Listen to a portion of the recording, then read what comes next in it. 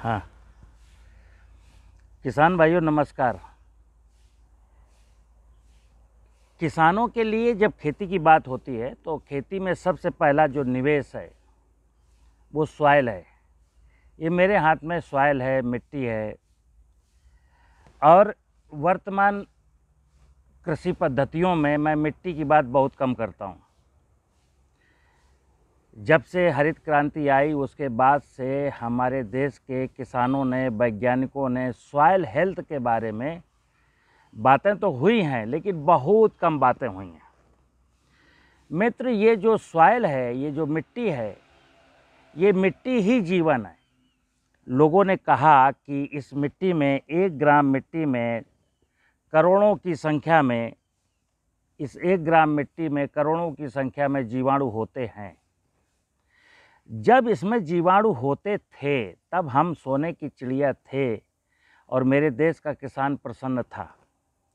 वर्तमान में क्या है कि हमने खेतों की मेड़ों के पेड़ काटे, खेतों की मेड़ें काटी, फसलों के उत्पादन में नाना प्रकार के पेस्टिसाइड का उपयोग किया और अल्टीमेटली ये हुआ कि हमारी सॉइल, जो एक मिट्टी के बारे में कहा गया है, मृदा एक जीवित पिंड है जिसके 1 ग्राम मिट्टी में करोड़ों की संख्या में जीवन है। और ये मिट्टी का जीवन ही संपूर्ण जीव जगत की इकाइयों को पालता है। दुर्भाग्य से अनजाने में हमने चूँकि इसको बहुत ज़्यादा ध्यान नहीं दिया। वैसे तो हम लोग बोलते हैं, धरती की पूजा करते हैं, धरती को माता कहते हैं, लेकिन मात्र कहते हैं। इसकी जो बायोलॉजिकल और फिजिकल और केमिकल प्रॉपर्टीज़ हैं, इनके बारे में ज़्यादा कुछ ध्यान नहीं देते। पिछले 70 सालों से हम मिट्टी की जांच करके केमिकल कैरेक्टर की जांच करते हैं और किसानों को संस्तुति देते हैं कि भाई इस सॉइल में आपको गेहूं बोने के लिए नाइट्रोजन की इतनी ज़रूरत है, फास्फेट की इतनी ज़रूरत है। जबकि जंगलों में, मैं बार बार एक जंगल की बात करता हूं, जंगल में सॉइल हमारी जिंदा है। इसीलिए जंगल में किसी भी वनस्पति को ना पानी की ज़रूरत है, ना फर्टिलाइज़र की ज़रूरत है, ना पेस्टिसाइड की ज़रूरत है। आज हमारे देश के किसानों को प्राकृतिक खेती सिखाई जा रही है कि प्राकृतिक खेती की ओर लौटिए ताकि हमारी सॉइल की फर्टिलिटी बच सके, भूगर्भ जल का दोहन रुक सके, बायोडाइवर्सिटी ज़िंदा हो सके। तो उस परिप्रेक्ष्य में किसानों से कहूँगा कि आप बहुत ज़्यादा इंटेंशन इस बात पर दें कि मैं अपने खेत की सॉइल को कैसे मजबूत करूं, यानी सॉइल को फिर से जिंदा कैसे करूं। क्योंकि ध्यान रखना, जिसकी माँ सॉइल, किसी किसान के पास 5 एकड़ ज़मीन अगर वो जिंदा है तो किसान को कोई मारने वाला है नहीं। यानी किसान के चेहरे पर खुशियाँ रहेंगी, किसान की आंख से कभी आंसू नहीं आएगा। लेकिन अगर उसकी सॉइल मर गई है तो फिर क्या होता है, फिर फसल बोएगा, फसल को पालने के लिए केमिकल फर्टिलाइज़र डालेगा, फिर फसलों में रोग आएंगे, फिर रोगों के निवारण के लिए वो फंजीसाइड डालेगा, इंसेक्ट आएगा, इंसेक्टिसाइड डालेगा और लागत बढ़ती जाएगी। और अंत में कई बार क्या होता है कि किसान को आत्महत्या करने तक की नौबत आती है। मित्र, बैंक में जो पैसा है वो 10 साल में 2 गुना होता है, व्यवसाय में पैसा जो है वो 5 साल में 2 गुना होता है। लेकिन हकीकत बता दूं आपको, खेती में हमारा धन 1 साल में मिनिमम 10 गुना होता है। कैसे?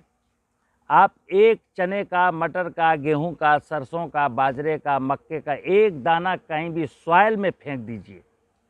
जब मैं सॉइल कह रहा हूं तो सॉइल माने जिंदा सॉइल।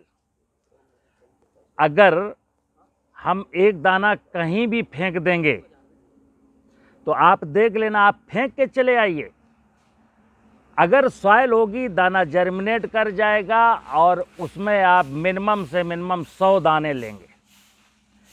4 महीने में मिट्टी में एक दाना डालने पर हमको 100 दाना मिलता है। इससे बड़ा बिजनेस क्या हो सकता है। लेकिन आज के परिप्रेक्ष्य में चूंकि सॉइल मेरी मर गई, सॉइल नहीं रही, इसलिए मुझे परेशानी है। तो किसान भाइयों को अनुरोध करूंगा कि अपनी सॉइल को सॉइल बनाने के लिए क्या करना है। एक बार तो जंगल से मिट्टी ला करके उसमें जो माइक्रोब्स हैं, उसमें जो लाभदायक जीवाणु हैं, वो जीवामृत के माध्यम से सॉइल में इनॉकुलेट करना है। दूसरा, खेत की मेड़ों पर चारों तरफ पेड़ लगाना है। जैसे आप देख सकते हैं कि मैंने यहाँ चारों तरफ बहुत सारा पेड़ लगाए हुए हैं। तीसरा, कोई भी केमिकल सॉइल में नहीं डालना है, क्योंकि जीवाणुओं के मरने के जो रीज़न है वो या तो टेम्परेचर है या तो वो पेस्टिसाइड हैं। तो पेस्टिसाइड मैं डालता नहीं हूँ सॉइल में। मिट्टी खेत में मैंने पेड़ लगा दिए तो सॉइल का टेम्परेचर भी मेरा ठीक रहता है, माइक्रोब्स के मरने की कोई गुंजाइश नहीं है। अगली चीज़, क्योंकि माइक्रोब्स अगर डाल दिए तो इन माइक्रोब्स को भोजन भी चाहिए, खाएगा बेचारा क्या। तो मेरे खेत में जो भी प्रोड्यूस होगा, उसका जो रेजिड्यू बचेगा, वो मनुष्य अपने मतलब की चीज़ खा ले, और जो उसके मतलब की नहीं वो खेत को रिटर्न कर दे। आज की तारीख में होता है कि जैविक खाद बना करके डालिए। हमारी सॉइल अगर ज़िंदा होती है ना, तो मुझे जैविक खाद बना करके डालने की ज़रूरत नहीं है। जैविक खाद मिट्टी खुद बनाती रहती है। आप घास डाल दीजिए, फूस डाल दीजिए, बाग बगीचों की पत्तियां डाल दीजिए, कच्चा गोबर डाल दीजिए। सॉइल में इतनी ताकत है कि वो सब कुछ बना लेती है। और मिट्टी के बारे में कहा गया है कि ये मिट्टी जो मृदा है, जो धरती है, वो शिव का स्वरूप है। और आप सब लोग जानते हैं, समुद्र मंथन के बाद जो विष था, समुद्र से निकलने वाला विष, वो हमारे शिव भगवान ने पिया था। तो ये शिव कहता है कि हे मनुष्य, तू मुझे विष देता रहे और मैं तुझको अमृत के रूप में अनाज, फल, सब्जी देता रहूँगा। तो मुझे उम्मीद है जो किसान भाई लागत कम करना चाहते हैं, पेस्टिसाइड से और फर्टिलाइज़र से बचना चाहते हैं, उनको सबसे ज़्यादा फोकस अपनी सॉइल की फर्टिलिटी को इम्प्रूव करने में लगाना चाहिए। नमस्कार।